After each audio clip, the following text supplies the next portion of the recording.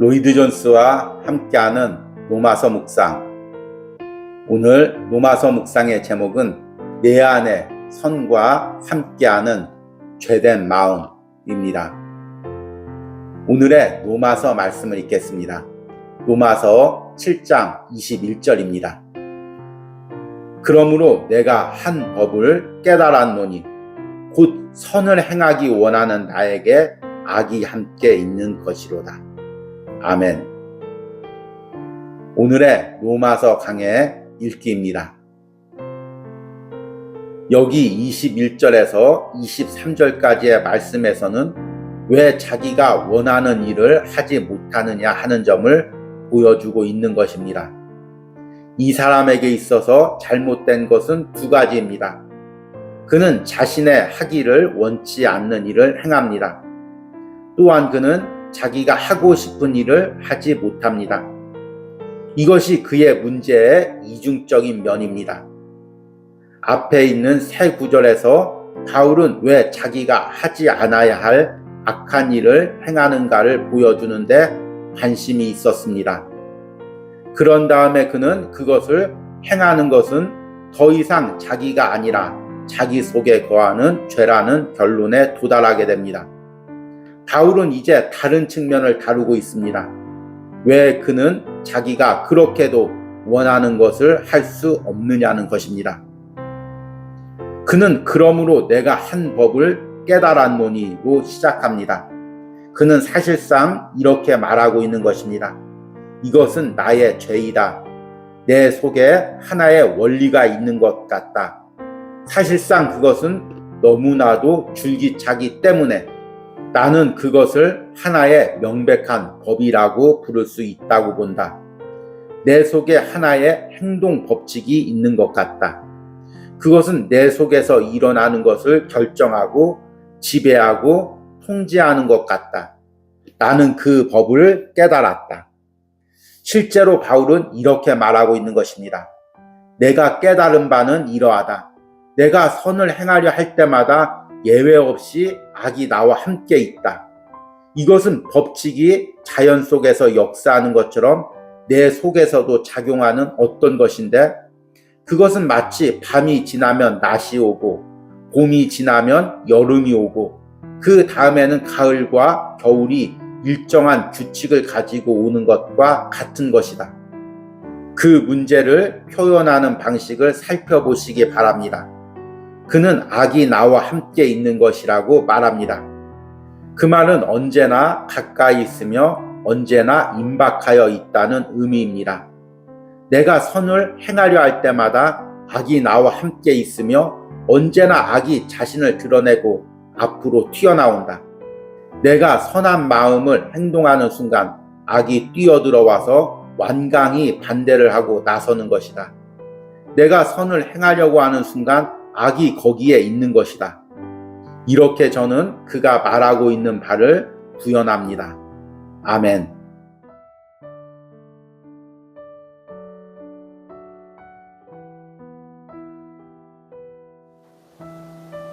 로이드 존스와 함께하는 로마서 묵상. 오늘 로마서 묵상의 제목은 나의 속사람과 겉사람입니다. 오늘의 로마서 말씀을 읽겠습니다.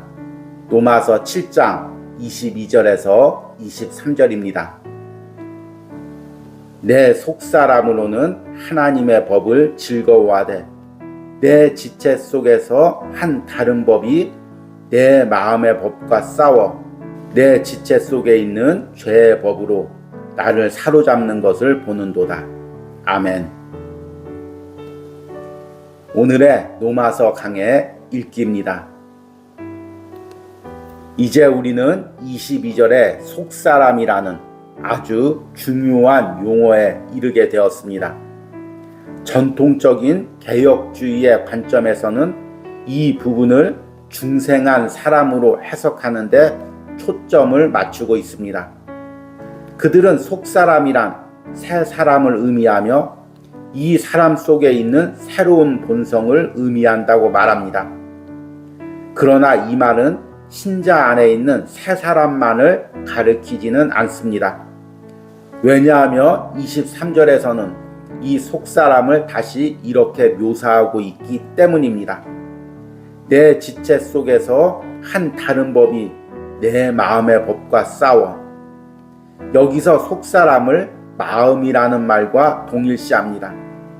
따라서 22절은 이렇게도 해석될 수 있습니다. 내 마음의 법으로는 하나님의 법을 즐거워한다입니다. 그러므로 속사람은 마음이고 이해하는 능력이며 이성의 장소이며 진리를 포착할 수 있는 장소입니다. 그것은 자연인 안에 있는 마음을 의미하지는 않습니다. 왜냐하면 우리가 그렇게 보았고 또한 여기서 알아보겠지만 이것은 중생치 못한 사람에 대한 묘사일 수 없기 때문입니다. 그것은 성령에 의하여 조명을 받는 마음을 의미합니다. 바울이 속사람과 자기의 일부분을 어떻게 대조하는가를 알게 될 때 그 문제는 더 분명해집니다. 일부분, 내 지체란 무엇을 표현한 말입니까? 일부분이란 말은 몸의 기관들을 표현하는 말입니다. 또한 그 말은 사람이 자신을 표현하고 이 세상에서의 그의 일반적인 삶에 있어서의 역할을 다하는 사람의 일부분을 표현하는 말입니다. 그러므로 대조가 분명해집니다.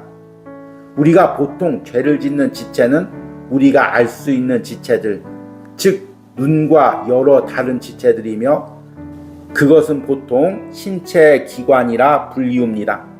그것은 겉사람입니다. 그러나 속사람은 여러분이 볼 수 없는 사람의 일부분입니다. 속사람은 여러분이 볼 수 있는 겉사람보다 훨씬 더 참다운 나입니다. 바울은 이 속사람에 대해서 이렇게 고백합니다. 우리의 겉사람은 낡아지나 우리의 속사람은 날로 새로워지는도다. 여기서 그는 자기 몸을 가리키고 있습니다. 그는 병으로 많은 고통을 당하였고 몸은 기진하여 고통을 당하였으며 그의 겉사람은 점점 부패하고 분해되어 가고 있었던 것입니다. 그러나 그의 속사람은 날로 새로워지며 하나님을 향해 가고 있었습니다. 아멘.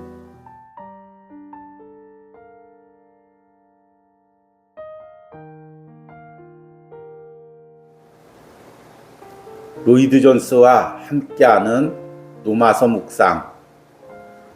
오늘 노마서 묵상의 제목은 속사람과 겉사람의 싸움입니다. 오늘의 노마서 말씀을 읽겠습니다. 노마서 7장 22절에서 23절입니다. 내 속사람으로는 하나님의 법을 즐거워하되 내 지체 속에서 한 다른 법이 내 마음의 법과 싸워 내 지체 속에 있는 죄의 법으로 나를 사로잡는 것을 보는도다. 아멘. 오늘의 노마서 강의 읽기입니다. 내 속사람으로는 하나님의 법을 즐거워하되 이 진술은 거듭나지 못한 사람을 언급하는 어떠한 생각도 분명히 배제하고 있기 때문에 중요한 진술입니다. 그래서 저는 기뻐하다는 말을 강조합니다. 육신에 속한 사람은 하나님을 기뻐할 수도 그 말씀을 따를 수도 없기 때문입니다. 육신의 생각은 사망이요 영의 생각은 생명과 평안이라. 육신의 생각은 하나님과 원수가 되나니 이는 하나님의 법에 굴복하지 아니할 뿐 아니라 할 수도 없음이라. 바울은 자기가 선한 일을 하려는 순간 또 다른 원리 또는 법이 거기에 있어서 투쟁하고 싸운다는 것을 자기의 끊임없는 일상적 체험을 통해 발견한 것입니다. 그는 마음 깊숙한 곳에서 하나님의 법을 즐거워하는 속사람의 존재를 깨달았습니다. 그런데 왜 그는 하나님의 말씀대로 살아갈 수 없을까요?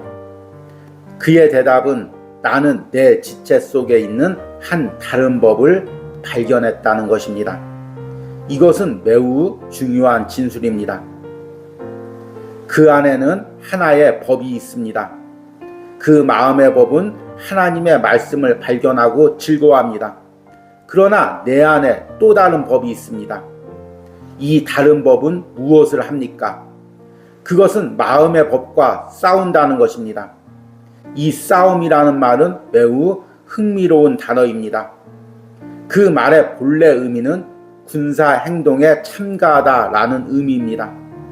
그 말은 헬라어에서 파생되었는데 그 말로부터 영어의 전략이라는 말이 나온 것입니다. 여기에 자기 마음으로는 하나님의 율법을 즐거워하고 있는 사람이 있습니다. 그러나 그의 지체 속에서 마귀적이고 악마적인 전략을 세우고 있는 또 다른 법이 있습니다.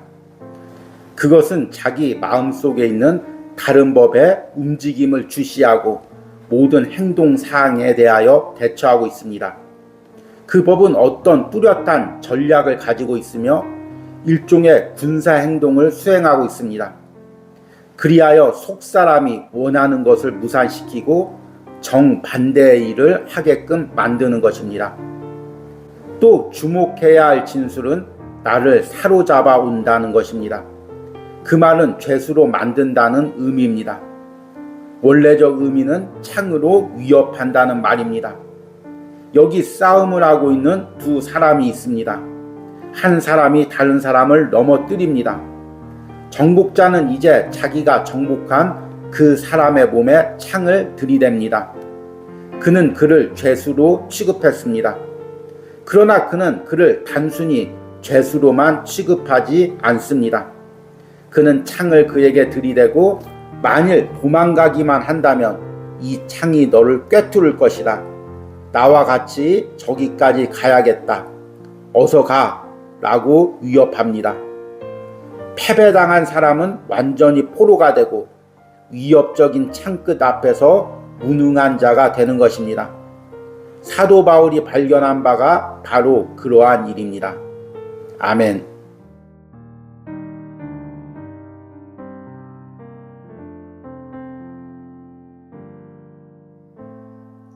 로이드 존스와 함께하는 로마서 묵상. 오늘 로마서 묵상의 제목은 나는 곤고한 사람이로다 입니다. 오늘의 로마서 말씀을 읽겠습니다. 로마서 7장 24절입니다. 오라 나는 곤고한 사람이로다. 이 사망의 몸에서 누가 나를 건져내랴. 아멘. 오늘의 로마서 강의 읽기입니다. 로마서 7장 14절부터 25절까지의 내용에서 바울의 가장 큰 진술은 무엇입니까? 우리는 그것이 자기 속에 있는 이원성을 의식한 사람의 고백임을 분명히 알게 되었습니다. 바울은 여러 번 이 고백을 반복했습니다. 그는 하나님의 율법이 신령하며 선하다는 것을 아는 사람이요, 더 나아가서 그것을 즐거워하는 사람입니다. 그러나 그는 적극적이든지 소극적으로든지 그것에 순응할 수 없습니다. 여기에 문제가 있습니다. 그는 율법이 금지하는 일을 하기를 원치 않습니다. 그러나 그는 그가 그러한 일들을 하고 있음을 압니다. 그는 율법의 신령한 성격을 분명히 알지만 그것을 지킬 수 없는데 그 이유는 그의 지체 속에서 죄의 법이 그에게 있어서 너무 강하기 때문입니다. 바울은 다음과 같은 구절에서 이 모든 것들을 진술하였습니다. 17절에서는 이제는 그것을 행하는 자가 내가 아니요 내 속에 거하는 죄니라. 다시 20절에서는 만일 내가 원하지 아니하는 그것을 하면 이를 행하는 자는 내가 아니요 내 속에 거하는 죄니라. 그러나 23절에서는 더욱 더 노골적으로 진술되어 있습니다. 내 지체 속에서 한 다른 법이 내 마음의 법과 싸워 내 지체 속에 있는 죄의 법으로 나를 사로잡는 것을 보는도다. 이상의 진술들은 하나의 의미만을 가지고 있습니다. 그의 지체 속에 있는 죄의 법, 다시 말하면 내주하는 죄가 그에게 있어서 너무 강하여서 그를 포로 상태로 끌고 갑니다. 그것에 대한 최종적인 증거가 24절의 절규입니다. 오라 나는 곤고한 사람이로다. 이 사망의 몸에서 누가 나를 건져내랴. 오라 나는 곤고한 사람이로다. 라는 외침은 끊임없는 패배에 의하여 기인된 것이고 자기는 올라가기보다 내려가고 승리하기보다는 더 많은 패배를 당한다고 느끼며 죄에 사로잡혀 있다고 생각함으로써 나온 절규입니다. 곤고한이라는 말은 어려운 노동의 결과로 기진맥진한이라는 의미입니다. 바울은 기진맥진하여 지칠 때까지 투쟁을 했습니다. 그래서 그는 오라 나는 곤고한 사람이로다 라고 외치는 것입니다. 그런 다음에 그는 누가 나를 건져내냐고 부르짖습니다. 다음으로 고려해야 할 표현은 사망의 몸입니다. 그것은 바울이 방금 말한 내 지체 속에 있는 죄의 법과 같은 것입니다. 그 다음에 그는 이 사망의 몸에서 누가 나를 건져내냐고 말합니다. 지금 그는 죄의 몸, 이 사망의 몸이라고 말합니다. 그는 속사람에 반대되는 자신의 이 부분에서 구원을 받기 원합니다. 아멘.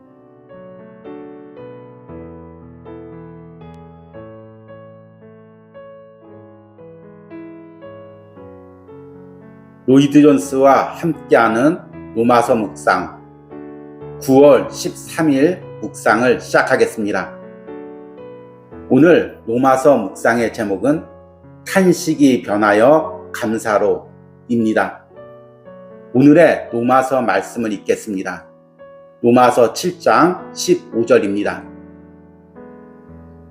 우리 주 예수 그리스도로 말미암아 하나님께 감사하리로다. 그런즉 내 자신이 마음으로는 하나님의 법을, 육신으로는 죄의 법을 섬기노라. 아멘. 오늘의 로마서 강의 읽기입니다.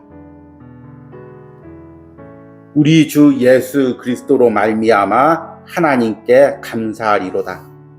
바울은 찰스 하찌가 강하고 갑작스러운 감사의 감정이라고 묘사한 것과 같은 감정에 갑자기 사로잡혀 있습니다. 바울은 결코 기교를 위한 기교를 부리지 않았고 웅변을 위한 웅변을 하지 않았습니다. 사도 바울은 장황하게 찬양과 감사를 드리는 형식을 빈번히 취하는 이러한 파격적인 문장에서 보여줍니다. 그는 탄사를 바라지 않고서는 우리 주님의 이름을 언급하는 것이 언제나 어렵다는 것을 알았습니다. 그는 그의 깊고 강한 감정에 사로잡히는 순간 그가 말하는 바를 중단합니다. 그런데 바로 여기에서 일어나고 있는 일이 바로 그것이라고 저는 생각합니다. 그것은 이렇게 일어났습니다. 그는 내 속사람으로는 하나님의 법을 즐거워하되 내 지체 속에서 한 다른 법이 내 마음의 법과 싸워 내 지체 속에 있는 죄의 법으로 나를 사로잡는 것을 보는도다. 오라 나는 곤고한 사람이로다. 이 사망의 몸에서 누가 나를 건져내랴 라고 말하였습니다. 그 순간 그는 자신을 제어할 수 없어서 우리 주 예수 그리스도로 말미암아 하나님께 감사하리로다 라고 고백하는 것입니다. 최종적으로 바울은 25절 하반부에서 그 모든 것을 다음과 같이 요약합니다. 그런즉 내 자신이 마음으로는 하나님의 법을, 육신으로는 죄의 법을 섬기노라. 그는 자신에 대하여 오직 하나의 결론밖에 낼 수 없었던 것입니다. 그가 이 대목에서 행한 진술은 14절에 나는 육신에 속하여 죄 아래 팔렸도다 라는 구절의 또 다른 고백입니다. 다른 말로 해서 15절에서 25절의 임무는 14절의 진술을 강론하는 것이었습니다. 이 사람이 자신에 대하여 도달한 결론은 바로 그것밖에 없습니다. 그 안에 이런 이원성이 있을 뿐 아니라 그는 그의 지체 속에 있는 죄의 법 아래로 사로잡히게 되었습니다. 그것은 그보다 더 힘이 세어서 그를 넘어뜨리고 그래서 그는 오라 나는 공고한 사람이로다. 이 사망의 몸에서 누가 나를 건져내랴 라고 절규하는 것입니다. 이런 7장에서 육신의 한계를 깨달은 사람의 고백이 이제 8장에서는 성령의 도움으로 이것을 이기는 신앙의 고백으로 이어집니다. 8장에서는 전에 육신의 연약함 때문에 할 수 없었던 일을 이제는 성령의 도움으로 할 수 있는 사람의 고백입니다. 아멘. 우리 함께 기도하겠습니다. 우리 주 예수 그리스도로 말미암아 하나님께 감사리로다. 그런즉 내 자신이 마음으로는 하나님의 법을 육신으로는 죄의 법을 섬기노라. 아멘. 주님, 은혜 아니면 살아갈 수가 없습니다. 내 안에 있는 죄성이 너무나 강하기에 내 육체 속에 남아있는 죄된 성향이 너무나 강하기에 그 죄된 성향이 세상을 향해 매일같이 달려가고 싶어 하기에 세상과 너무나 친숙하기에 은혜 아니면 내가 살아갈 수가 없습니다. 은혜 아니면 하나님의 말씀대로 하나님의 뜻대로 살아갈 수가 없습니다. 내 의지와 내 노력과 내 방법으로 안 됩니다. 매 순간 성령님의 역사 없이는 살아갈 수가 없습니다. 하나님 8월달과 9월달에 로마서 7장 묵상을 함께한 모든 심령들을 축복하시고 그들이 다시 한번 은혜로 살아갈 수 있도록 역사하여 주시옵소서. 이 로마서 7장 묵상을 통해 내가 은혜 아니면 살아갈 수 없는 존재임을 다시 한번 깨닫게 하여 주시옵소서. 명절 연휴 기간도 사랑하는 성도들 붙들어 주시고 이 기간도 어떤 상황이나 어떤 환경 속에서도 은혜를 누리게 하시고 꼭 주일 예배, 주일 성수를 할 수 있도록 함께하여 주시옵소서. 명절 이후부터 시작되는 로마서 8장 묵상에도 새로운 은혜, 성령의 기름 부음이 있기를 간절히 소망합니다. 예수님의 이름으로 기도했습니다. 아멘.